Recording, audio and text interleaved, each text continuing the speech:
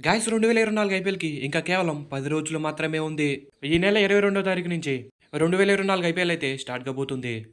మన IPL fans అందరం ప్రతి ఒక్కరు కూడా దానికోసమే వెయిట్ చేస్తున్నాం. అయితే ఐపీఎల్‌లో మీ ఫేవరెట్ టీమ్ ఏదన్నది కామెంట్ సెక్షన్‌లో కామెంట్ చేసి తెలపండి. మీరు కామెంట్ చేస్తేనే ఏ టీంకి ఎంతమంది ఫ్యాన్స్ ఉన్నారన్నది తెలుస్తుంది. ఇంకా ఐపీఎల్‌కి సంబంధించి ప్రతి ఒక్క అప్డేట్ మీరు మిస్ కాకుండా ఉండాలి అంటే ఫస్ట్ ఆఫ్ ఆల్ మన ఛానల్‌ని సబ్స్క్రైబ్ చేసుకుని బెల్ సింబల్‌ని ఆల్‌లో పెట్టుకుని ఉండండి. అప్పుడే ప్రతి ఒక్క అప్డేట్ కూడా మీకు ఫాస్ట్‌గా వస్తాయి. ఆల్రెడీ మీకు థంబ్‌నెయిల్ చూసాక అర్థమైపోయి ఉంటది ఈ వీడియో ఏంటి అన్నది. అయితే నెంబర్ 1 లక్నో సూపర్ జైంట్స్. మొదటిగా లక్నో వీక్నెస్ వచ్చేసరికి ఇండియన్ మంచి స్పీడ్ బౌలర్ అయితే లేడు. మోసిన్ ఖాన్ ఉన్నప్పటికీ అతనికి కూడా అంత పెద్ద ఎక్స్పీరియన్స్ లేదు. ఇంకా అలాగే ఆవేష్ ఖాన్ ట్రేడ్ ద్వారా ఆర్ఆర్కి వెళ్ళిన సంగతి మనందరికీ తెలిసిందే.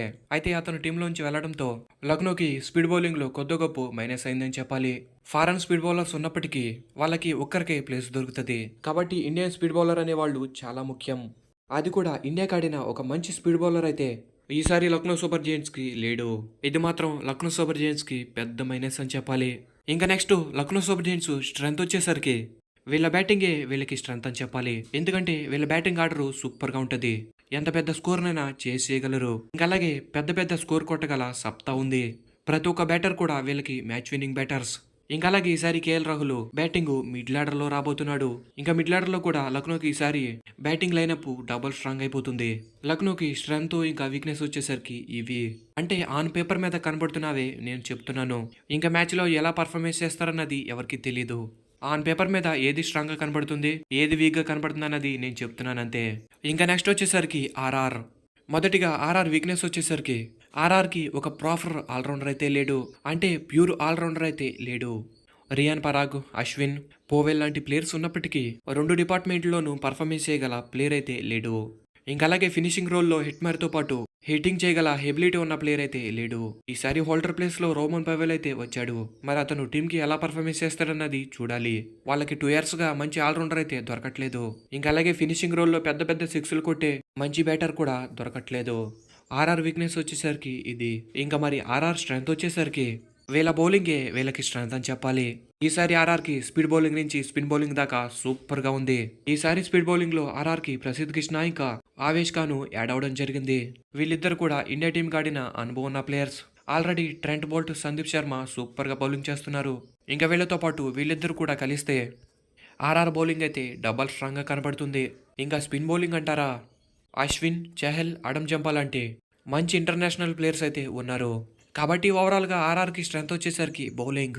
ఇంకా నెక్స్ట్ కేకేఆర్.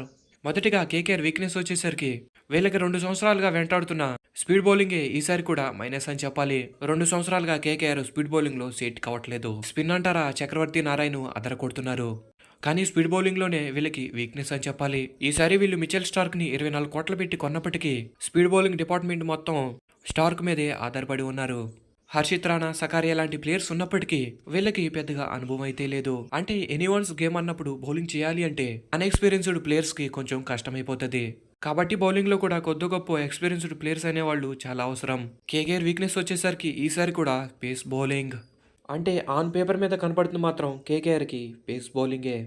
ఇంకా కేకేఆర్ స్ట్రెంత్ వచ్చేసరికి వీళ్ళ బ్యాటింగే వీళ్ళకి ఈసారి స్ట్రెంత్ అని చెప్పాలి. వీళ్ళకి కూడా డౌన్ ది ఆర్డర్ దాకా ప్రతి ప్లేయర్కి కూడా మ్యాచ్ని గెలిపించగల సత్తా ఉంది. ఫినిషింగ్ రోల్లో రింకు, రసూల్, ఇంకా మిడిల్ ఆర్డర్లో శ్రేయస్ అయ్యర్, నితీష్ రాణా, ఇంకా ఓపెనింగ్ వెంకటేష్ అయ్యర్, ఇంకా గుర్బాజ్. ఈసారి కేకేఆర్ బ్యాటింగ్ లైనప్ అయితే సూపర్గా ఉంది. ఎంత పెద్ద స్కోర్నైనా చేజింగ్ చేయగల సత్తా ఈసారి కేకేఆర్కి ఉంది. ఇంకా నెక్స్ట్ వచ్చేసరికి పంజాబ్ కింగ్స్. మరి Punjab Kings first of all weakness ఎలా ఉందనేది ఒకసారి మనం చూసుకుంటే పంజాబ్ కింగ్స్కి పెద్ద ఇండియన్ ప్లేయర్స్ అయితే లేరు. అంటే ఇండియాకి ఆడి పేరున్న మంచి ప్లేయర్స్ అయితే లేరు. ఉన్నప్పటికీ తక్కువ మందే ఉన్నారు. హర్షదీప్, జితేష్ శర్మ లాంటి ప్లేయర్స్ ఉన్నప్పటికీ వాళ్ళకి అంత పెద్ద అనుభవం అయితే లేదు. కానీ అనుభవం లేనప్పటికీ వీళ్ళు మాత్రం మ్యాచ్ విన్నింగ్ పర్ఫార్మెన్స్ చేయగల సత్తా ఉన్న ప్లేయర్స్. పంజాబ్ కింగ్స్కి ఈసారి అంత పెద్ద వీక్నెస్లు అయితే లేవు. ప్రాపర్ ఇండియన్ ప్లేయర్స్ లేకపోవడమే పంజాబ్ కింగ్స్కి వీక్నెస్ అని చెప్పాలి. ఇంకా మరి పంజాబ్ కింగ్స్ స్ట్రెంత్ వచ్చేసరికి మేబీ వీళ్ళ స్పీడ్ బౌలింగే వీళ్ళకి strength. Rabada, Sam Curran, Harshdeep, Nathan Ellis లాంటి ఒక యంగ్ స్పీడ్ బౌలింగ్ లైనప్ అయితే వీళ్ళకి ఉంది. ఇంకా అలాగే ప్రతి ప్లేయర్కి కూడా మ్యాచ్ విన్నింగ్ పర్ఫార్మెన్స్ చేయగల సత్తా ఉంది. ఓవరాల్గా పంజాబ్ కింగ్స్ స్ట్రెంత్ వచ్చేసరికి వాళ్ళ స్పీడ్ బౌలింగే వాళ్ళకి స్ట్రెంత్.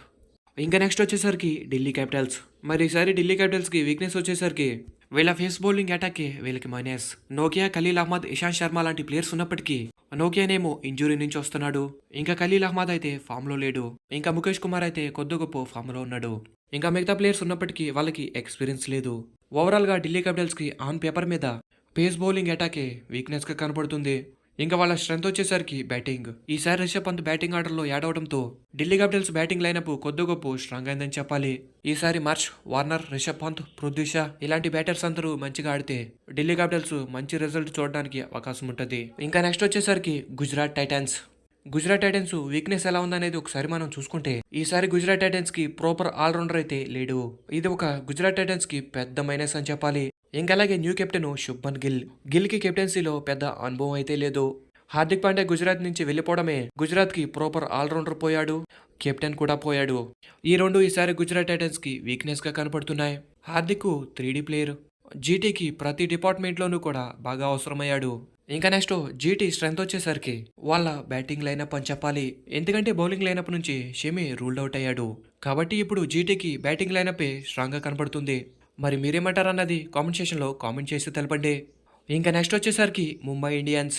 మరి మొదటిగా ముంబై ఇండియన్స్ వీక్నెస్ ఎలా ఉందనేది ఒకసారి మనం చూసుకుంటే ముంబై ఇండియన్స్ వీక్నెస్ వచ్చేసరికి స్పిన్నర్స్. ప్రజెంట్ ముంబైకి కొద్ది గొప్ప మంచి స్పిన్నర్ అంటే పీయూష్ చావ్లా. ఇంకా ఫారెన్ ప్లేయర్స్లో మహమ్మద్ నబీ, ఇంకా నెక్స్ట్ కార్తికేయ, శ్రేయస్ గోపాల్ ఉన్నప్పటికీ వాళ్ళు పెద్ద ఇంపాక్ట్ అయితే చూపించలేకపోతున్నారు. అంటే గేమ్ని చేంజ్ చేయగల మంచి స్పిన్నర్ అయితే ఈసారి ముంబైకి లేడు. ఇదే ముంబై ఇండియన్స్కి ఒక పెద్ద వీక్నెస్ అని చెప్పాలి. మన ఇండియన్ పిచెస్లో పేస్ బౌలింగ్తో పాటు స్పిన్ బౌలింగ్ అనేది కూడా చాలా ఇంపార్టెంట్. చపక్, లక్నో లాంటి పిచెస్లోకి వెళితే అప్పుడు స్పిన్ బౌలింగ్ అనేది చాలా అవసరపడుతుంది. కాబట్టి ఓవరాల్గా ముంబై ఇండియన్స్కి వీళ్ళ స్పిన్ బౌలింగే వీళ్ళకి మైనస్. ఇంకా స్ట్రెంత్ వచ్చేసరికి మీ అందరికీ తెలిసిందే, వాళ్ళకి బ్యాటింగే వాళ్ళ స్ట్రెంత్ అని చెప్పాలి. ఓపెనింగ్ నుంచి ఫినిషింగ్ ఆర్డర్ దాకా ప్రతి ప్లేయర్ కూడా మ్యాచ్ విన్నింగ్ పర్ఫార్మెన్స్ చేయగల సత్తా ఉన్న ప్లేయర్స్. కాబట్టి ఈసారి ముంబై ఇండియన్స్ బ్యాటింగ్ని ఎవరు కూడా తక్కువ అంచనా వేయకూడదు. వాళ్ళ పాస్ట్ కాంబినేషనే ఈసారి కూడా కనపడుతుంది. ఓవరాల్గా ముంబై ఇండియన్స్ స్ట్రెంత్ వచ్చేసరికి బ్యాటింగ్. ఇంకా నెక్స్ట్ వచ్చేసరికి ఎస్ఆర్హెచ్. మరి ఎస్ఆర్హెచ్ వీక్నెస్ ఎలా ఉందనేది ఒకసారి మనం చూసుకుంటే ఎస్ఆర్హెచ్ వీక్నెస్ వచ్చేసరికి మంచి ఇండియన్ ప్లేయర్స్ అయితే ఎస్ఆర్హెచ్కి లేరు. అంటే మంచి నేమ్ ఉన్న ఇండియన్ ప్లేయర్స్ అయితే ఎస్ఆర్హెచ్కి లేరు. అభిషేక్ శర్మ, మయాంక్ అగర్వాల్, రాహుల్ త్రిపాఠి లాంటి ప్లేయర్స్ ఉన్నప్పటికీ వాళ్ళు ఇండియా స్థాయిలో పెద్దగా పర్ఫార్మెన్స్ అయితే చేయలేదు. అంటే అంత పెద్ద అనుభవం ఉన్న ఇండియన్ ప్లేయర్స్ అయితే లేరు. ఇంకా ఎస్ఆర్హెచ్ స్ట్రెంత్ వచ్చేసరికి ఈసారి వీళ్ళ బౌలింగే వీళ్ళకి స్ట్రెంత్ అని చెప్పాలి. స్పిన్ బౌలింగ్ నుంచి స్పీడ్ బౌలింగ్ దాకా ఈసారి ఎస్ఆర్హెచ్ అయితే డబల్ స్ట్రాంగ్ గా కనపడుతుంది. స్పీడ్ బౌలింగ్ లో భువనేశ్వర్ కుమార్, ఉమ్రాన్ మాలిక్, నటరాజన్, పాట్ కమిన్స్ లాంటి మంచి పేరున్న ప్లేయర్స్ అయితే ఉన్నారు. ఇంకా స్పిన్ బౌలింగ్ వచ్చేసరికి సుందర్, అస్రంగా, మార్కండే లాంటి మంచి స్పిన్నర్స్ అయితే ఉన్నారు. ఓవరాల్గా 2024 ఐపీఎల్కి మన ఎస్ఆర్హెచ్ స్ట్రెంత్ వచ్చేసరికి వీళ్ళ బౌలింగే వీళ్ళకి స్ట్రెంత్. ఇంకా నెక్స్ట్ వచ్చేసరికి చెన్నై సూపర్ కింగ్స్ వీక్నెస్ వచ్చేసరికి వీళ్ళకు కూడా 2 సంవత్సరాలుగా పేస్ బౌలింగ్ లైనప్ వీక్గా కనపడుతుంది. లాస్ట్ ఇయర్ పేస్ బౌలింగ్ వీక్గా ఉన్నప్పటికీ స్పిన్ బౌలింగ్తో లాక్కొచ్చేశారు. మరి ఈసారి అదే వీక్నెస్ మళ్ళీ కనపడుతుంది. స్పీడ్ బౌలింగ్ డిపార్ట్మెంట్లో దీపక్ చహర్, పతిరానా మాత్రమే ఒక డీసెంట్ పర్ఫార్మెన్స్ చేయగల ప్లేయర్స్. ఇంకా వీళ్ళతో పాటు శార్దుల్ ఠాకూర్. ఇంకా వీళ్ళు తప్ప మిగతా ప్లేయర్స్కి అంత పెద్ద అనుభవం అయితే లేదు. అంటే స్పిన్ బౌలింగ్ పిచ్లో ఆడినప్పుడు ఓకే, కానీ స్పీడ్ బౌలింగ్ పిచ్లో ఆడినప్పుడు మాత్రం చెన్నైకి పేస్ బౌలింగ్ అటాకే మైనస్గా కనపడుతుంది. ఇంకా చెన్నై సూపర్ కింగ్స్ స్ట్రెంత్ వచ్చేసరికి వాళ్ళ బ్యాటింగ్ లైనప్ వాళ్ళకి స్ట్రెంత్. ఓపెనింగ్ నుంచి ఫినిషింగ్ రోల్ దాకా ప్రతి ప్లేయర్కి కూడా మంచి హిట్టింగ్ చేయగల ఎబిలిటీ ఉంది. ప్రతి ప్లేయర్ కూడా మ్యాచ్ విన్నింగ్ పర్ఫార్మెన్స్ చేయగలరు. అందుకే వీళ్ళు లాస్ట్ ఇయర్ ఛాంపియన్స్గా నిలిచారు. ఇంకా నెక్స్ట్ ఆర్సీబీ వీక్నెస్ వచ్చేసరికి వీళ్ళకి స్పిన్ బౌలింగ్ వీక్నెస్గా కనపడుతుంది. అంటే ప్రాపర్ స్పిన్నర్ అయితే ఆర్సీబీకి కనపడట్లేదు. రషీద్ ఖాన్, యుజ్వేందర్ చహల్, అస్రంగా లాంటి మంచి పేరున్న స్పిన్నర్స్ అయితే ఆర్సీబీలో ఈసారి కనబడట్లేదు. కరణ్ శర్మ, మయాంక్ డాగర్, మ్యాక్స్వెల్ లాంటి ప్లేయర్స్ ఉన్నప్పటికీ మంచి క్వాలిటీ ఉన్న స్పిన్నర్ అయితే ఆర్సీబీకి లేడు. ఇంకా పేస్ బౌలింగ్ అంటారా, ఆర్సీబీకి ఒకరు కాకపోతే ఇంకొకరు ఆప్షన్గా ఉన్నారు. ఆర్సీబీకి మైనస్ వచ్చేసరికి స్పిన్ బౌలింగ్ మాత్రమే. ఇంకా ఆర్సీబీ స్ట్రెంత్ వచ్చేసరికి మీ అందరికీ తెలిసిందే, వీళ్ళ బ్యాటింగ్ లైనపే వీళ్ళకి స్ట్రెంత్. లాస్ట్ ఇయర్ కేజీఎఫ్ మాత్రమే బ్యాటింగ్లో మంచిగా పర్ఫార్మెన్స్ చేసేవారు. మిగతా players on and of performance చేసేవారు. కానీ ఈసారి కేజీఎఫ్తో పాటు కమ్రార్ గ్రీన్, రజత్ పడిదార్ లాంటి మంచి బ్యాటర్స్ అయితే యాడ్ అయ్యారు. కాబట్టి ఈసారి ఆర్సీబీకి వీళ్ళ బ్యాటింగ్ లైనపే వీళ్ళకి స్ట్రెంత్. గ్యాస్ మీ ఫేవరెట్ టీమ్ ఏదన్నది కామెంట్ చేసి ఆ టీము స్ట్రెంత్ వీక్నెస్ ఏంటనేది కూడా కామెంట్ చేయండి. Thanks for the watch. Have a nice day.